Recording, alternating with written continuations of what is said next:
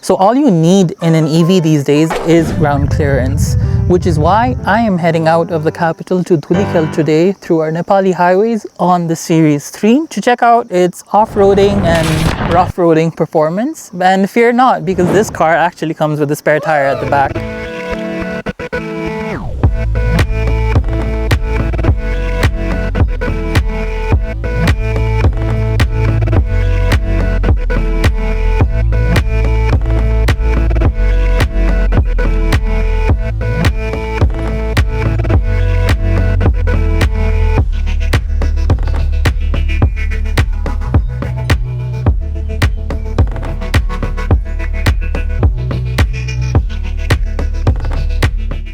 So go check out my full review if you want to know more about the ins and outs of this car.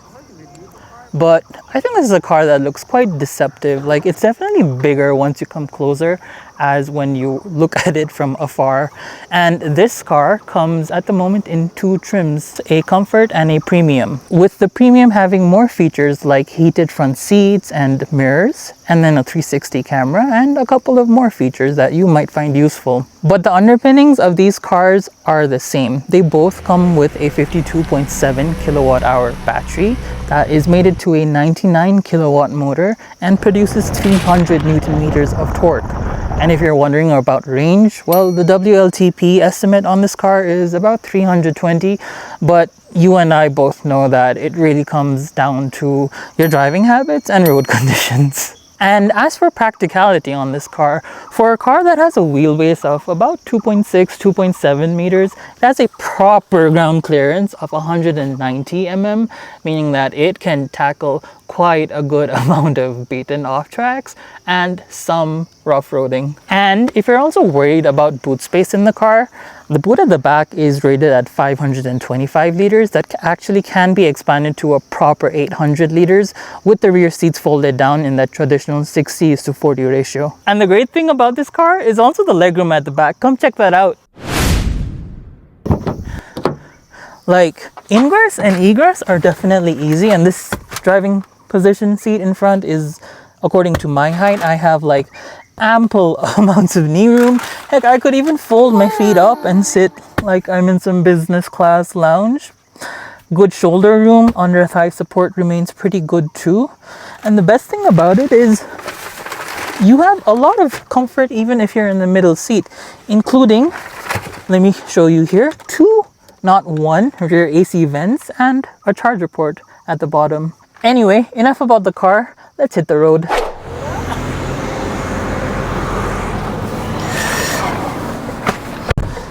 Okay, foot on brake, seat belt check, switching into drive, and let's get going.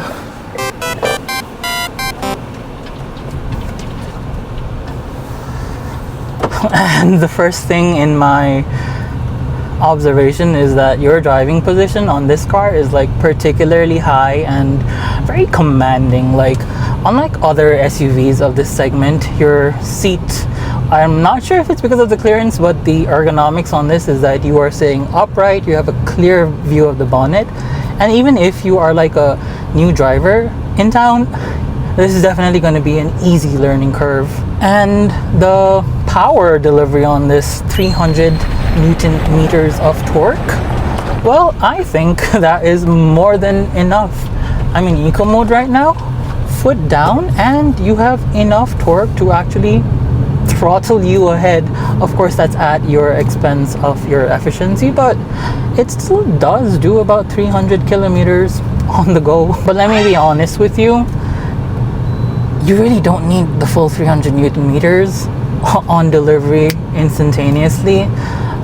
The reality of our highways, you'll see in a second, is they're getting there is the best that I can say at the moment. And so you need some zippy low end torque without a lot of wheel spin, and fortunately the Series 3 does deliver in that department. And so when you have a lot of rocky off-road sections and you need to go slow and tap that accelerator with your foot, this car does a pretty good job of not letting you down and getting you stuck. paired with that 190 mm of ground clearance, whoa, like I'm not having a single bit of problem. Like there are sections where other cars will slow down, I just don't need to. How comforting is that to drive around? And the brakes, well, the brakes are a bit on the harder side, I think. Like the movement of the brake pedal definitely feels a bit harder in comparison to the others, but they're all adequate. It's 4 disc brakes on each of the wheels, and this being an EV has the benefit of regenerative braking, and that too in 3 modes, like a low, a medium, and a high. But the thing is, this isn't offered. Yeah, the bad roads have begun. This isn't offered in a physical form button. I have to actually dig up the thing here in the menu, like go into the settings and then open up vehicle control, and then I can finally see this comfort, normal, sport sort of thing. Oh sorry, energy management, and then I can finally find regenerative braking levels, weak, middle, and strong, which I personally think is a bit too difficult. Some sort of button to just click, click, click, or tap, tap, tap would have been so much easier and better and safer.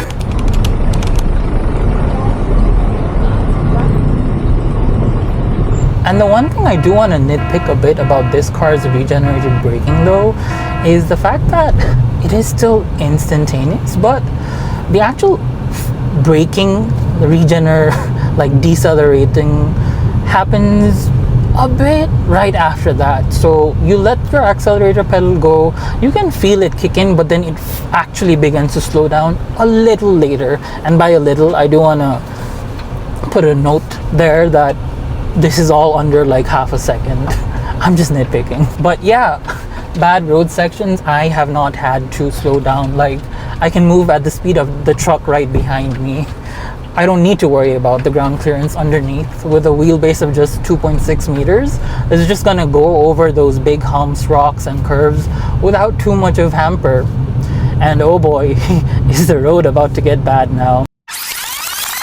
So aiding to that phenomenal road handling of this car is the shop suspension setup, and it's got the traditional McPherson strut setup at the front with a torsion beam setup at the back. But just look at this right now, the wheel articulation and everything, it's really good. Like the absorption of the shocks and the initial like rebound is like well sophisticated and tuned. And so you have a very comfortable sort of ride. So much so that like the articulation of these individual wheels I think is quite decent for an electric vehicle, as you'll see in this segment ahead. Like there are just a lot of up and down indentations here, and sometimes there are different angles, which mean each of these wheels will have to articulate in different ways, and I don't think I have too much of a problem with this car. I know for a fact that had I brought any other vehicle here, I would have definitely needed to slow down by a lot, but on this, by a little. And by a little because I'm just being careful. Like here, I'm just gonna maintain my speed. You do get a touch capacitive button down here for a 360 camera, and while it's not the most high definition, it is going to show where your rocks and where are these modulations on the ground. And as long as you maintain a speed, you really don't need to worry about ground clearance on this car. Like you can see the cabin is rocking around quite a lot, but in a very managed way that actually takes away the fatigue on longer drives. Oh boy, yeah, I'm sure even if I had brought my own car here, I would be sweating right now. But the one downside of this screen in front, though it's doing its job pretty well, is that there is unfortunately no phone connectivity. Like this is still Bluetooth connected. I wish there were standardized Apple CarPlay, Android Auto, heck, even if it was wired and not wireless, but I guess it is what it is. But yeah, I can just push down the accelerator on like bumpier sections and not have to worry about the car bottoming out, which at the end of the day, for countries like Nepal, oh, this is a big bump, by the way, like inundations 1 and 2, they just make the car go up and down, and this would be very problematic in other cars, because you have to remember, in electric vehicles, the battery pack is at the bottom, and you just have to be careful with the bottoming out, scraping. Like, that's a big no-no. So yeah, quite a piece of cake. But the AC on this does a pretty good job. Like, I know there's a panoramic sunroof on top, and you might think it'll take a lot longer to heat or cool the cabin due to the glass up there, but it surprisingly does a good job. You really don't need to worry too much, and I frankly, that shocked me. It's doing a really good job. Like, great job there, engineers at Ceres. Oh, that was way bigger than I expected. I would have definitely cried in any other car. And I think the most beneficial thing about this car is its importer, MAW. They are a very well-established importing house that not just focuses on the automobiles, but they have remarkably set up one of the bigger and probably one of the biggest EV charging stations nationwide. Like, on the way to Dhulikhel, I know a couple of years ago there was just one.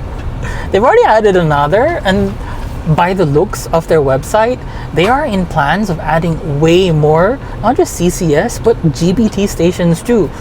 And they made it open to the public, so whatever car you have, as long as you're willing to pay, you're gonna get the facility.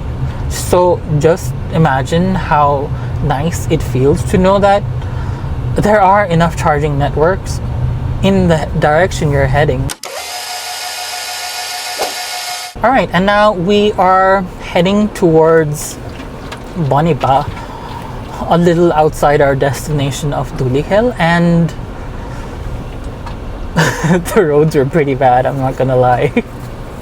It's a bit embarrassing to call this a national highway that connects up north to China, but it is what it is. I'm optimistic that these roads will be made and there will be a high-speed corridor section between the capital of Kathmandu to Dhulikhel. But until then, this is the reality, and the fact that if you are even remotely thinking of traveling on roads like this, ground clearance and a good amount of range is definitely something that you would need. There we have it, a day drive to Dhulikhel on the Series 3 EV.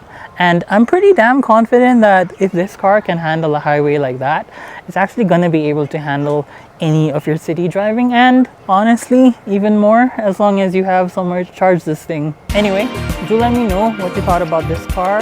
Drop a comment down below, and I'll see you on the next one. Peace.